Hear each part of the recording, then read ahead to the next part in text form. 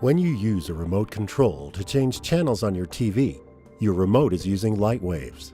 But this light is beyond the visible spectrum of light you can see. Back in 1800, William Herschel conducted an experiment measuring the temperature changes between the colors of the spectrum, plus one measurement beyond visible red. When that thermometer registered a temperature warmer than all the other colors, Herschel had discovered another region of the electromagnetic spectrum: infrared light. This region consists of short wavelengths around 760 nanometers to longer wavelengths about 1 million nanometers, or about 1,000 micrometers in length. We can sense some of this infrared energy as heat. Some objects are so hot they also emit visible light, such as a fire.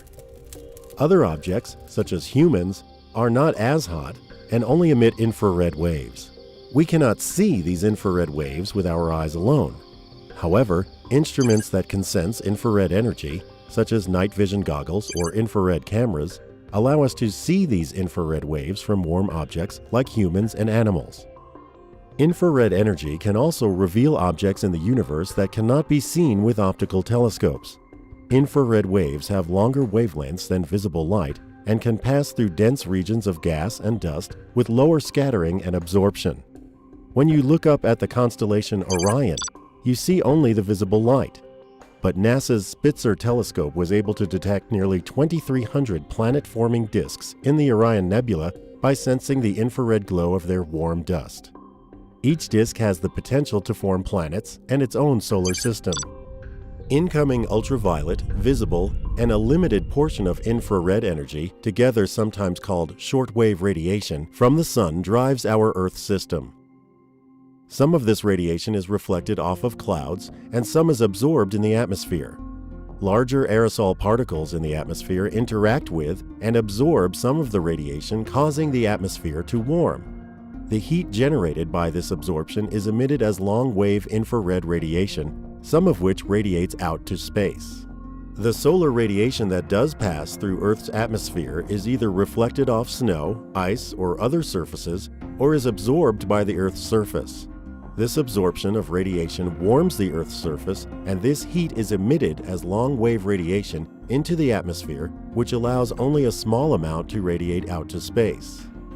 Greenhouse gases in the atmosphere, such as water vapor and carbon dioxide, absorb most of this emitted long-wave infrared radiation, and this absorption heats the lower atmosphere. In turn, the warmed atmosphere emits long-wave radiation, some of which radiates towards the Earth's surface, keeping our planet warm and generally comfortable. The energy entering, energy reflected, energy absorbed, and energy emitted by the Earth system constitutes the components of the Earth radiation budget. A budget that's out of balance can cause the temperature of the atmosphere to increase and eventually affect our climate. For scientists to understand climate, they must also determine what drives the changes within the Earth's radiation budget. The Ceres instrument aboard NASA's Aqua and Terra satellites can measure the reflected shortwave and emitted long-wave radiation into space accurately enough for scientists to determine the Earth's total radiation budget. Other NASA instruments monitor the changes in other aspects of the Earth's climate system, such as clouds, aerosol particles, or surface reflectivity, and scientists are examining their many interactions with the energy budget. A portion of solar radiation from the Sun that is just beyond the visible spectrum is referred to as near-infrared. Scientists can study how this radiation reflects off the Earth's surface to understand changes in land cover, such as growth of cities or changes in vegetation. Our eyes perceive a leaf as green because wavelengths in the green region of the visible light spectrum are reflected, while other visible wavelengths are absorbed. Yet the chlorophyll and the cell structure of the leaf are also reflecting near-infrared light, light we cannot see. This reflected near-infrared radiation can be sensed by satellites, allowing scientists to study vegetation from space. Using these data, scientists can identify some types of trees, can examine the health of forests, and can even monitor the health of vegetation, such as forests infested with pine beetles or crops affected by drought.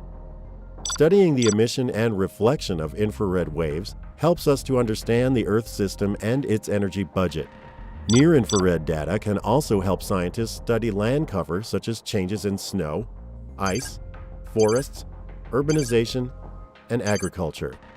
Scientists are beginning to unlock the mysteries of cooler objects across the universe, such as planets, cool stars, nebulae, and much more, using infrared waves.